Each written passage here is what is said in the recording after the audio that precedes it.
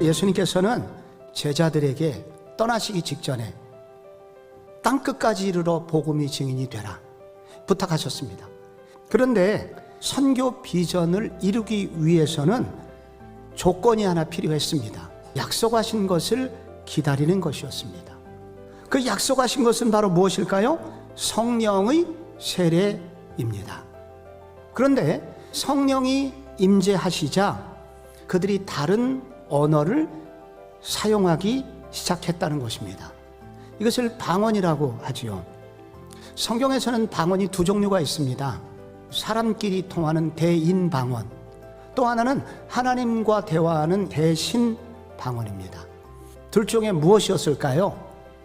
대인 방언이었습니다. 그 결과 흩어졌던 많은 유대인들, 이들이 전부 다 자기들이 태어난 지역의 말로 복음을 듣게 되었다는 것입니다. 성령이 임하셔서 혀끝을 변화시키신 것입니다.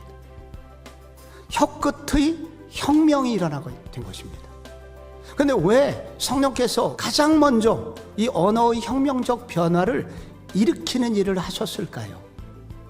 그것은 먼저 성령은 언어의 저주를 푸는 능력을 주신다 하는 것을 말해주고 있습니다. 여러분, 창세기 10장과 11장에 바벨탑 사건이 나옵니다.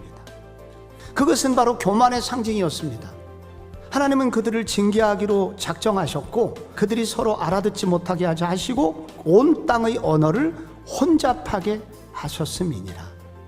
그때부터 분열이 시작되고 싸움이 시작되고 전쟁이 시작되게 된 것입니다. 언어의 저주가 임하게 된 것입니다. 그런데 오늘 무슨 일이 생겼습니까? 오순절 성령 강림으로 말미암아서 어떤 일이 생겼습니까? 그 언어의 저주가 풀리게 된 것입니다.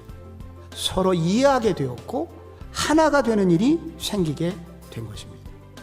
왜 혀끝 혁명이 사도행전 초기에 나오게 된 것일까요? 두 번째로, 성령은 수신자가 배려받는 언어를 하게 하심으로써 수신자와 말하는 사람 사이를 하나 되게 하시는 능력이 있기 때문입니다.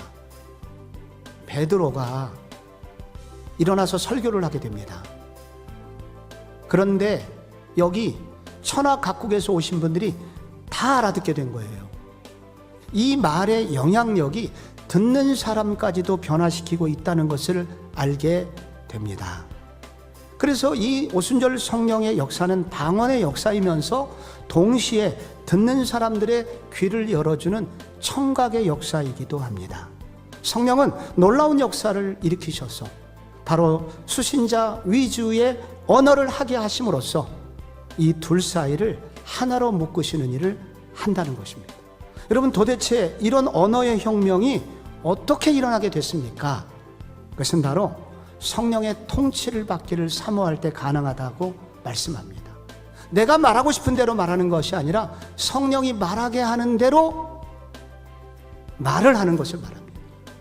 그때 그들은 방언이 터지게 되고 그 다음부터 이 공동체가 달라지게 됩니다.